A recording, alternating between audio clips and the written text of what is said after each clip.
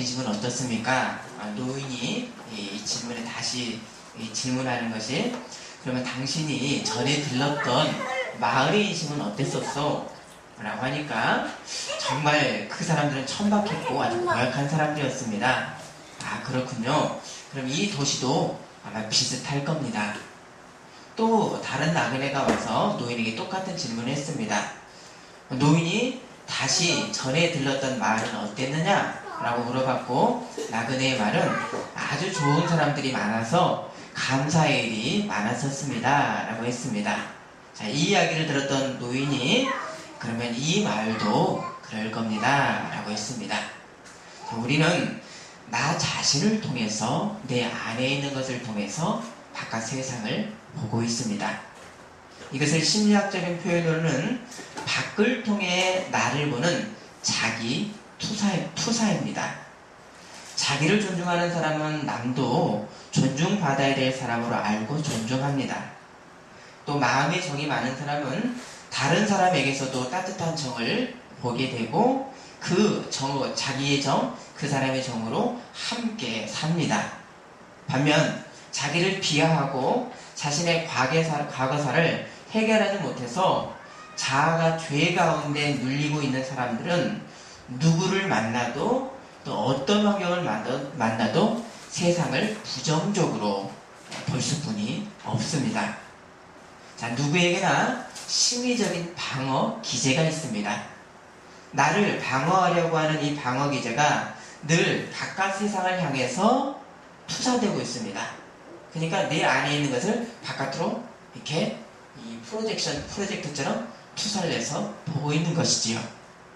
즉 자기의 내면 세계가 바깥 세계에 보여지고, 이것은 우리가 의식적이든 무의식적이든 자신의 잘못을 다른 사람에게 뒤집어 씌우고 내 죄와 내가 그로 인해서 억압하고 있는 것에 대한 양심의 고통을 무마하려고 하는 방어 기제는 누구에게나 있습니다.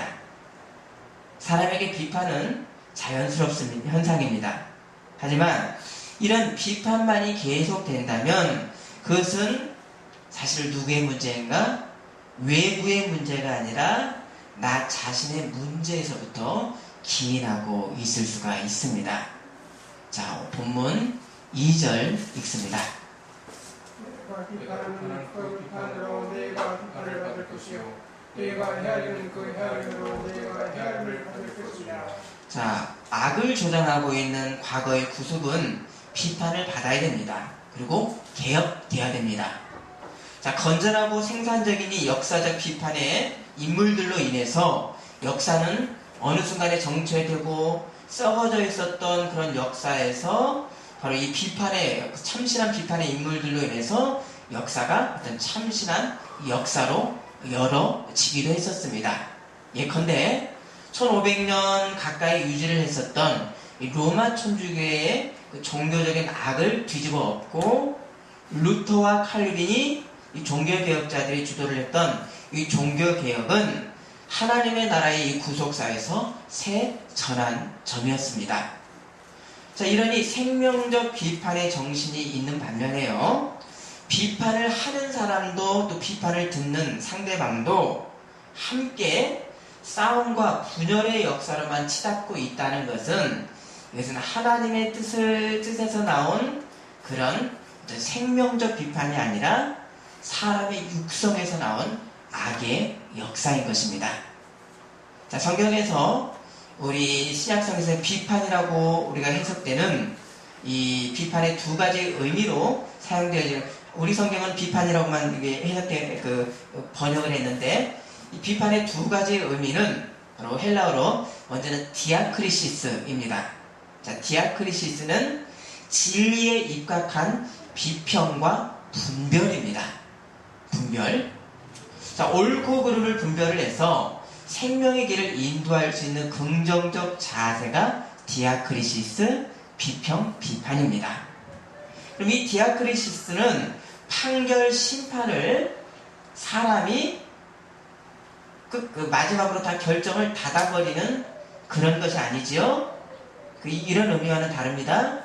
하나님의 말씀을 향해서 열어놓은 분별이 바로 디아크리시스입니다.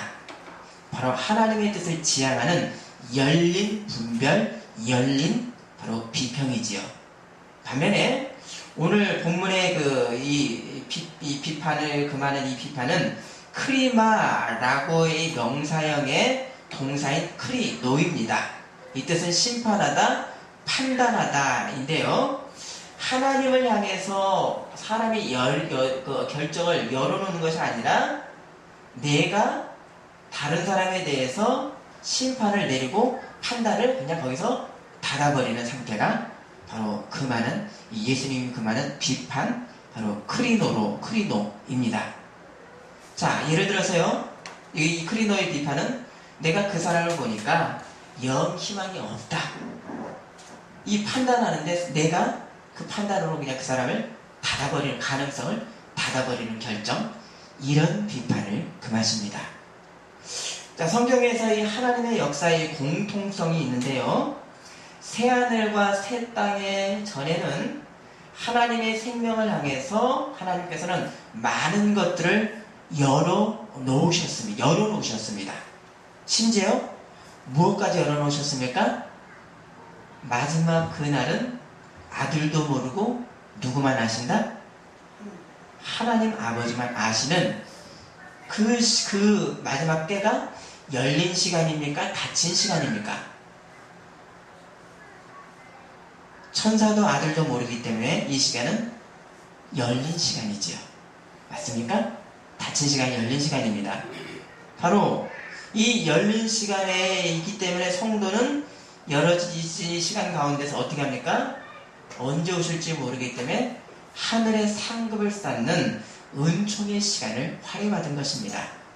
반면 이때다 하고 혹세무민하는 거짓 선지자들이 지금까지 있어 왔는데요.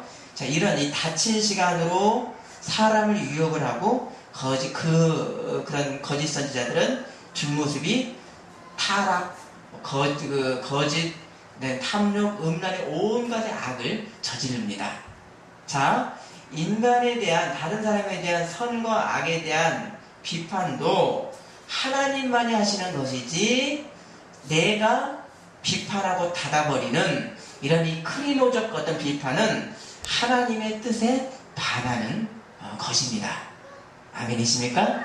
아멘. 자, 마태복음 7장 1절 읽습니다. 비판을 받지 않는 그들은 비판하지 말라. 자, 이것은 우리가 전혀 비판하지 말라는 말씀이 아닙니다.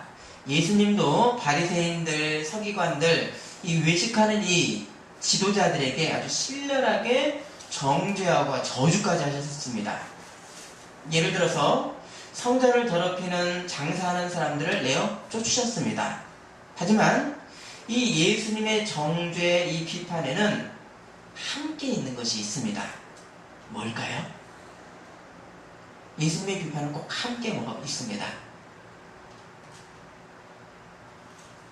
그 잘못된 길에서 빠져나올 수 있는 길, 살 길의 말씀, 복음의 말씀이 함께 주어집니다. 마태복음 23장은 이 종교 지도자들에 대한 저주의 말씀인데요.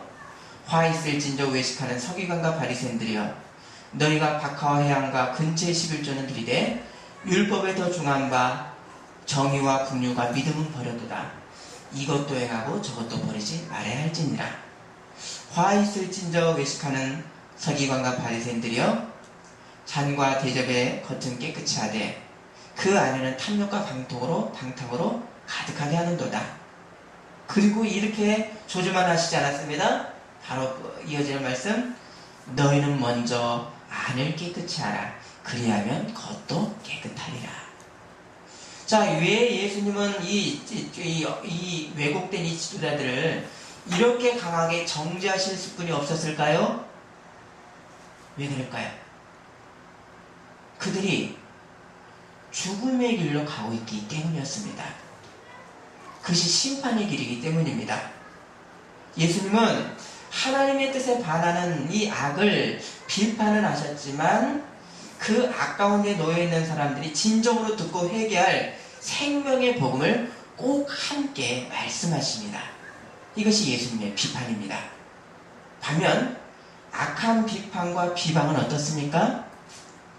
다른 사람에 대해서 살 길 어떤 출구를 내어주질 않고요. 그냥 비방으로 몰아붙이고 조롱으로 끝냅니다. 그 잘못하고 미숙한 다른 사람에 대한 대책이 없는 독한 비난이 바로 주입니다. 주님은 이런 악한 비판에 대해서 우리를 금하십니다. 함께 살려고 하는 하나님의 뜻을 전하는 말, 언어가 아니라 다른 사람의 미움의 근거를 내서 비판하는 것을 금하고 있는 것이지요. 그 이유가 무엇이겠습니까? 자, 본문 3절입니다.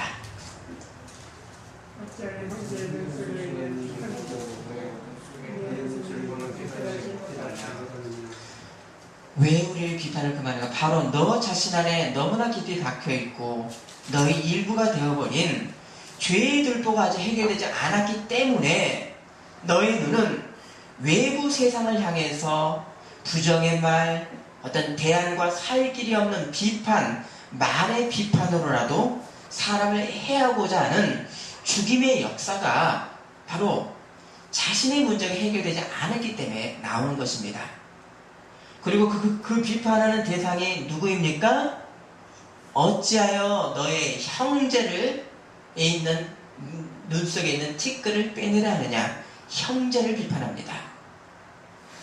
하나님께서 예수님 안에서 해결하신 세상의 죄의 문제, 곧 나의 죄에 대한 용서의 확신이 없을 때 사람은 두렵습니다.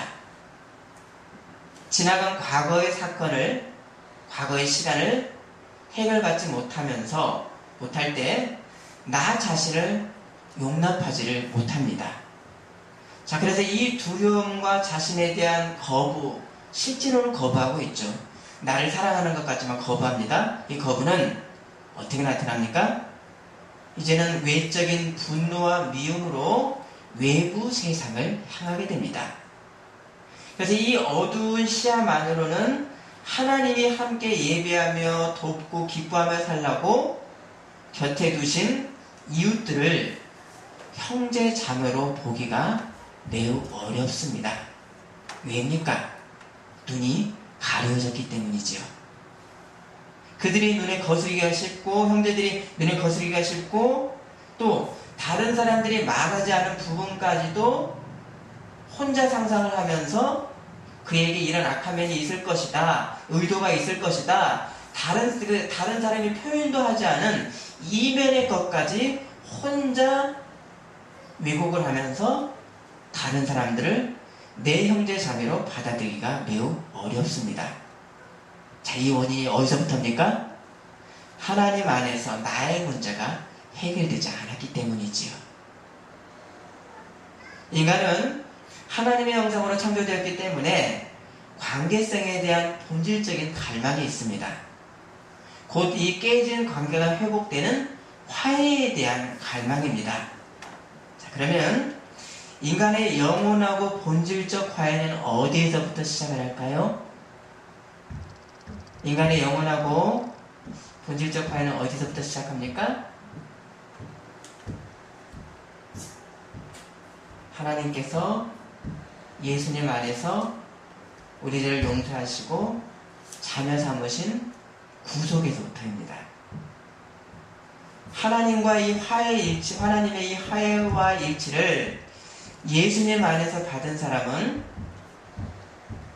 믿음으로 받은 사람은 예수님의 구원, 예수님의 구속의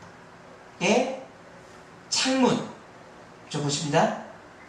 예수님의 사랑과 구속의 창문으로 바깥 세상을 바라보게 됩니다. 이 예수님의 구속의 안경으로 내 과거를 바라보고요, 내 내면의 모습을 바라보고 다시 이 눈으로 바라보기 때문에 재해석을 하게 됩니다.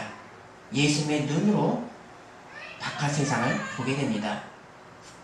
여기에서 성도들은 우리 안에 있는 깊은 상처, 죄와 수치에 대한 치유를 경험하게 되고요, 내가 받았던 용서와 죄를 예수님의 눈으로 봐서 나를 용서하고 치유하는 예수님을 받고 나도 나를 용서하기 때문에 이 용서는 이제 어디를 향하겠습니까? 어디를 향합니까? 내 안에서 뭐 고이는 거? 맴도는 거? 이것은 생명이 아니죠? 바로 외적 세상으로 전해지는 생명의 순환이 이루어지는 것입니다. 아멘이십니까? 아멘. 예수님을 통해서 새롭게 된 나는 누구인가? 바로 우리의 정체성에 대한 인식입니다. 내 삶의 목적인가? 소명의 인식입니다. 곧 내가 너희를 사랑한 것 같이 너희도 이제 서로 사랑하라고 하는 말씀, 용서하고 화해하라고 하는 말씀이 단순히 이제는 설교 말씀이 아니라 새 생명으로서의 소명을 우리가 간과할 수가 없는 것입니다. 존재론적인 어떤 소명입니다. 성도가 예수님의 지체가 된 것은 우리가 한 몸의 공동체로서 형제 자매가 된 것, 그냥 이런 어떤 공부적으로 지식적으로 아는 것이 아니라 바로 이 형제 자매에 대한 인식이 우리가 눈에 띄어지게 됩니다. 이게 우리 안에 대들보가 사라지는 것이지요. 아멘이십니까? 여기에 형제로 보지를 않고 많은 사람이 비난과 경시의 대상으로 보는 것이 계속해서 반복된다는 것은 아직까지 자신이 하나님 자녀됨에 믿음의 부족에서 오는 외적인 징표로 해석할 수가 있습니다. 그것이 다른 사람을 향한 지속된 비판으로 나타나게 됩니다. 어찌하여 형제의 눈 속에 있는 티는 보고 너의 눈 속에 있는 들보는 깨닫지 못하느냐. 자, 형제로서 우리의 주변을 한번 본다면 물론 그에게 미숙한 점도 있고 안 좋은 면도 있습니다. 여러분 그것만일까요? 그것이 다가 아니죠. 뭘 못 보셨습니까, 여러분? 그 사람이 함께 있기에 하나님의 은혜를 함께 누리는 감사가 또 이면에 있습니다. 내가 그의 악한 면을 내가 혼자 다 비판하고 내가 그를 비판하고 그냥 내팽개쳐 버리기에는 하나님은 그 사람을 지금까지 은혜로 입히셨고 하나님의 사랑이 그 사람에게 있는 것을 우리는 부인할 수가 없습니다. 이때 우리는 그 사람의 부족함에도 불구하고 그 사람이 잘 되기를 위해서 기도해야 되는 하나님의 뜻을 그 사람을 통해서 보게 되는 것입니다. 아멘이십니까? 아멘. 우리에게 있는 하나님의 형상 중에 하나는 관계성입니다. 자, 관계성이라고 하는 측면에서 인간관계는 세 방향을 갖습니다. 세 방향. 하나님과의 관계, 그리고 나 자신과의 관계, 그리고 다른 사람과의 관계입니다. 인간은 하나님의 관계적 형상을 가졌기 때문에 하나님과의 관계 회복이 없이는 허무한 생을 살 수뿐이 없습니다. 이 하나님과의 관계적 형상의 회복이 이제 동시에 이루어지는 것이 어디로 가겠습니까? 바로 다른 사람과의 관계 회복입니다. 자, 이것이 바로 화해의 영성입니다. 예수님께서 이루신 이 화해를 받은 사람들이 이제 내가 이 하나님이 이루신 화해를 받았기 때문에 받은 이 화해는 어떻게 합니까? 외부적 세상으로 향하는 사명을 받은 것입니다. 이게 믿음입니다. 아멘이십니까? 아멘. 그래서 우리에게 있어서 용서 화해는 바로 우리의 삶에 있어서 불가분한 것이지요. 자, 이런 현실인데도 교회 믿음의 공동체가 아주 비방하고 또 형제간의 분열, 그리스도의 화해를 생명으로 받은 백성이 이걸 한다면 이것은 이 그리스도의 이 지체들이 지속할 수 없는 악의 모양이라는 것을 우리는 일단 생각해야 됩니다. 자, 우리는 비판 정신을 무지개 해서는 안 됩니다. 비판 정신은 우리의 삶에 반드시 필요합니다. 나 자신에 대한 비판과 또 악한 시대적인 비판은 나 자신을 성숙하게 하고 사회를 발전시키는 원동력이라고 할 수가 있습니다. 자, 그런데 문제는 여기에 비난과 조롱과 비아냥거리는 이 모습만이 들어가게 되는 것, 이것이 문제가 됩니다. 자, 이것은 내 삶이, 우리의 생각이, 내 정서가 외부를 향해서 자꾸 비난이 쏟아진다는 거 하면 어디에 문제가 있다는 거죠? 주님 말씀하셨지요? 자, 7장 3절 읽어주십니다. 제 의인 속에는 불은 자, 외부에 대한 비판이 많은 것, 바로 이것은 내 자신의 어떤 부분이 병들어 있다고 하는 아픈 표시입니다. 부정적인 자아상에 만들어주고 있음을 알려주는 겁니다. 내 말과 행동에 스스로 책임지기보다는 누군가를 탓하고 남에게 책임을 전가하려고 하는 냉소적인 생각들로 점점 가득 차기 시작한다는 뜻이기도 합니다. 세상을 향한 독소적인 말, 인터넷상의 잔인한 댓글로 인해서 공인들이 우울증에 걸리고요, 자살의 일들이 흔합니다. 이런 모습이 어떤 모습입니까? 사회 전체의 모습은 각 개인의 어떤 모습을 동시적으로 반영하는 모습이기도 합니다. 우리나라의 전체사에서 일정 부분이 아프고 병들어 있는 단면이기도 하겠지요. 베드로가 예수님이 십자가에 돌아가실 것을 말씀을 들은 후에 그리 마옵소서 강청할 때 예수님이 뭐라 그러셨습니까? 사탄아 물러가라. 네가 하나님의 뜻은 버리고 사람의 일을 생각하는도다 하면서 아주 혹독한 정죄의 말씀하셨습니다.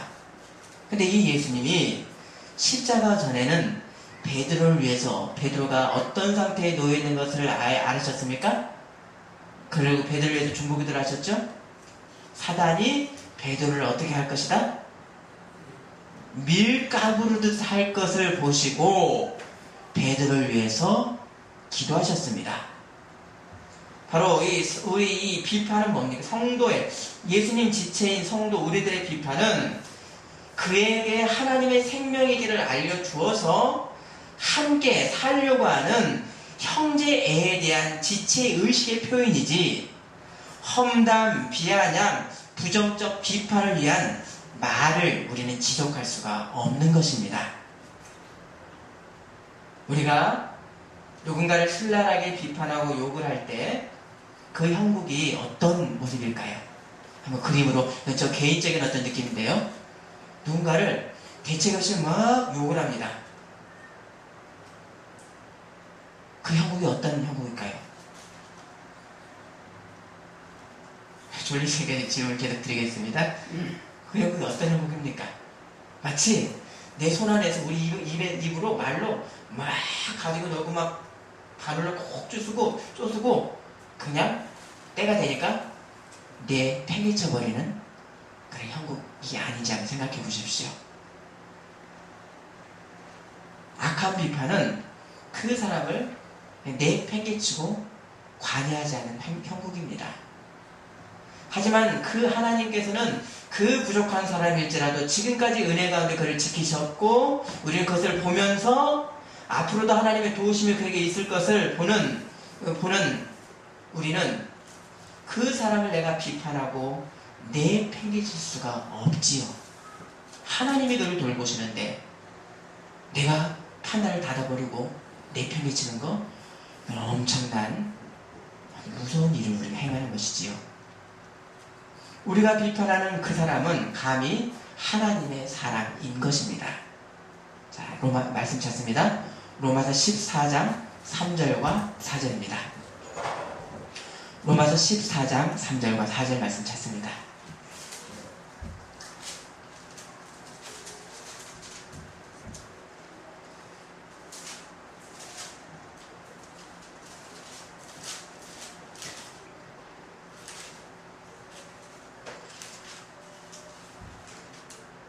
읽어 주십니다. 먹는 자는 먹지 않는 자를 무슨 얘기지 말고 먹지 않는 자는 먹는 자를 비판하지 말라. 이는 하나님이 그를 다루셨습니다. 맞습니까? 예, 말씀 4절 읽어 주십니다.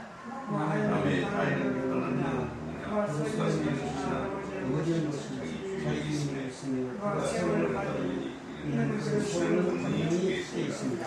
남의 하인을 비판하는 너는 누구냐? 그가 서 있는 것이나 넘어지는 것이 자기 주인에게 있음에 그가 세움을 받으리니 이는 그를 세우시는 권능이 주께 있음이라.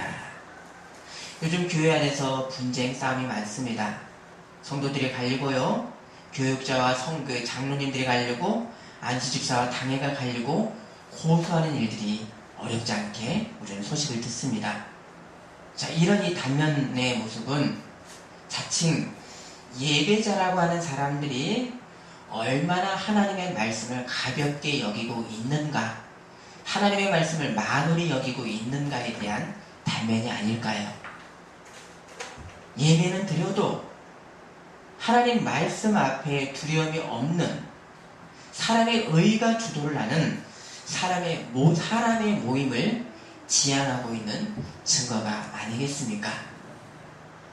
너희가 비판하는 그 비판으로 너희가 비판을 받을 것이요, 너희가 헤아리는 그 헤아림으로 너희가 헤아림을 받을 것이니라. 자, 말씀 로마서 14장 10절 11절 자, 읽어 주십니다. 내가 어찌하여 너희에게 하느냐? 어찌하여 너희에게 보여주느냐? 우리가 다 하나님의 신앙에 살라. 11절이요. 지옥에서 내 주께서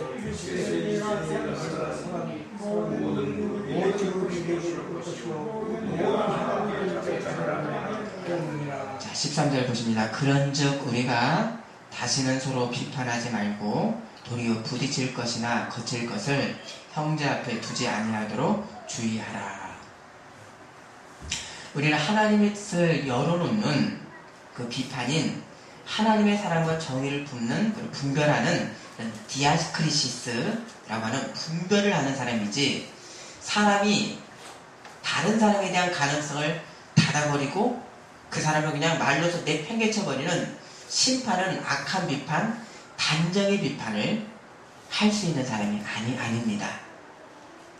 하나님으로부터 예수님에 의해 시작된 이 화해의 역사가 이 땅에서 계속해서 확장돼야 되는데, 여기에 공동체적인 어떤 화해가 있고요, 사회 구조적인 화해가 있고, 또 개인적 내적 화해가, 나 스스로에 대한 내적 화해가 서로 역동적으로 이렇게 묶여 역사합니다.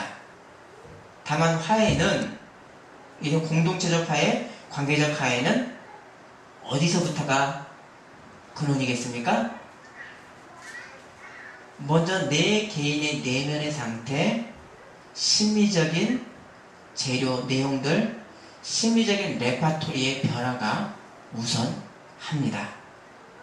마음에 들보가 있는 사람은 밖을 볼 수가 없습니다. 5절 말씀 7장 5절 읽습니다. 마태복음 7장 5절.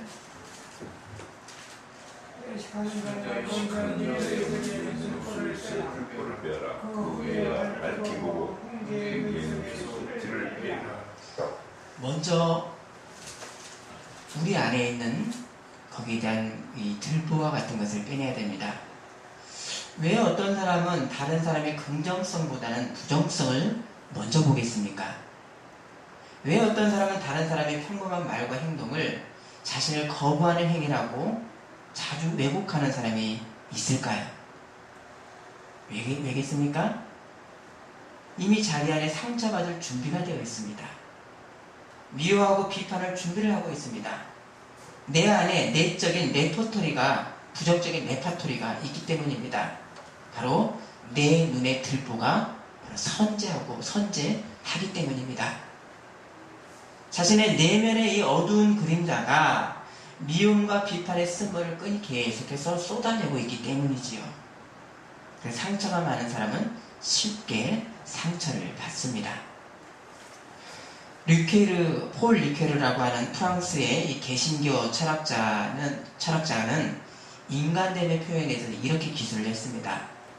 인간은 세상에 들어온 악의 주체이자 악에 대해 책임 있는 존재다 라고 했습니다. 자, 첫사람이 아담의 자유의 의지로 타락을 했기 때문에 우리가 이 타락의 의지를 물려받았습니다. 그래서 사람이 죄에 대한 주체입니까? 객체입니까? 내가 죄를 졌고 죄를 갖다가 악을 갖다가 불러들였기 때문에 죄에 대한 주체입니다. 맞습니까? 아멘. 맞습니다. 그렇기 때문에 죄에 대한 주체이기 때문에 죄와 악에 대해서 책임을 져야 됩니다. 맞습니까? 그러면 죄에 대해서 책임을 지면 필연적으로 우리는 영원한 죽음, 심판에 이릅니다. 곧 죽음 이후에는 희망이 없습니다. 하지만 하나님께서 이렇게 심각하게 타락한 인간을 용서하시기 위해서 찾아오신 이 은총 때문에 우리 인간에게는 바로 희망이 있습니다. 외식하는 자여 먼저 너의 눈 속에 들보를 빼어내라. 인간이 자초한 내가 자초한 죄이기 때문에 우리 눈에 박힌 죄의 들보에 대해서 어떻게 해야 됩니까? 내가 빼내야 됩니까? 다른 사람이 빼줍니까? 내가 자초한 죄의 들보이기 때문에 이 들보를 누가 빼야 됩니까? 원칙적으로는 예, 자기가 뺄 수가 없어요. 맞습니다. 내가 들보를 빼내야 되지만 빼낼 수가 없습니다. 이게 바로 이건 죽음의 존재가 바로 사람이기 때문이죠. 인간은 예수님의 은총으로 들보가 빠졌고 죄의 들보가 빠졌고요. 이제는 이 내 눈의 죄의 들보 대신에 예수님의 그리스도의 눈으로 세상을 바라보게 됩니다. 예수님으로 일에 빠졌기 때문에 예수님으로 외적 세상을 바라보게 됩니다. 아멘이십니까? 아멘. 내 과거가 고통의 들보로 남아 있었다면 우리의 정체성은 아픔입니다. 곧 눈에 아픈 들보로 이제 세상을 바라봅니다.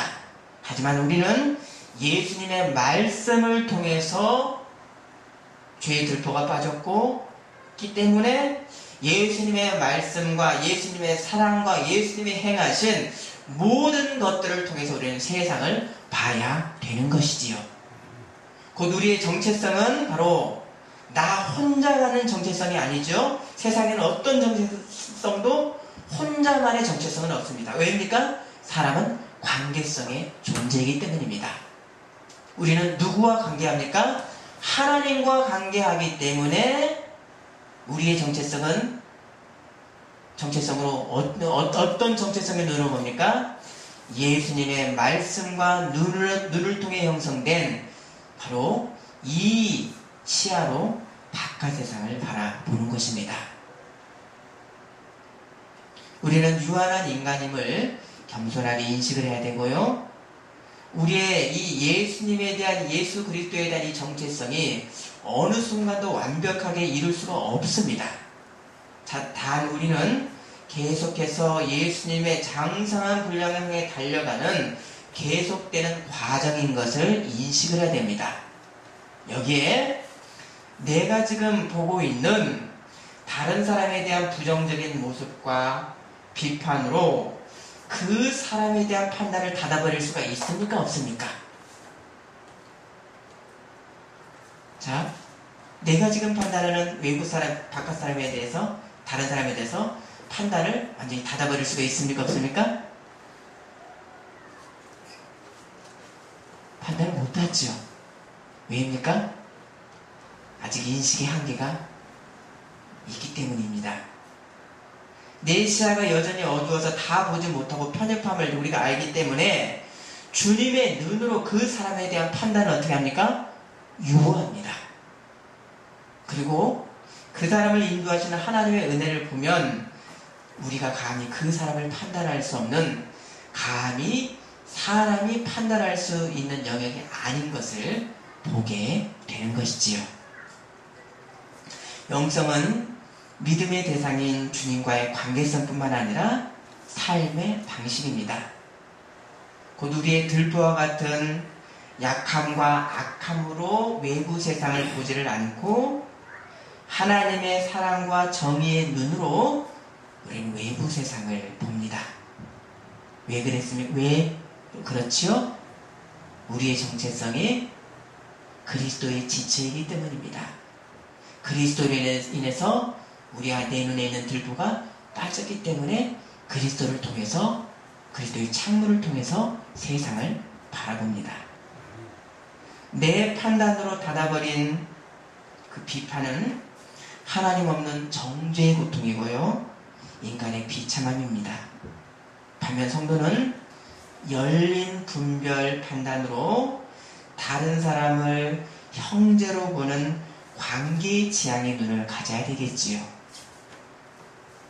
그 사람의 어떤 부분이 아름다움과 좋은 점을 보고 기뻐해야 될 눈이, 우리의 그 눈이 왜 안 좋은 면만을 자꾸 부각하고 들추어내려고 하는 이 시간의 낭비를 하려고 하는 어리석음이 있을 수가 있습니다.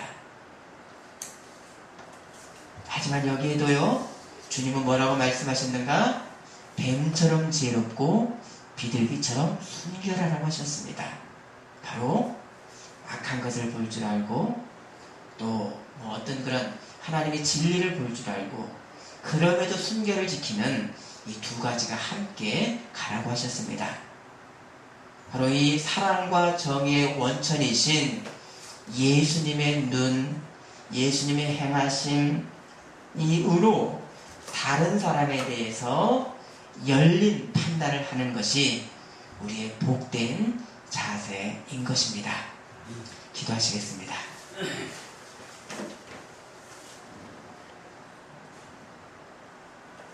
외식하는 자여, 먼저 내 눈 속에서 들보를 빼어라.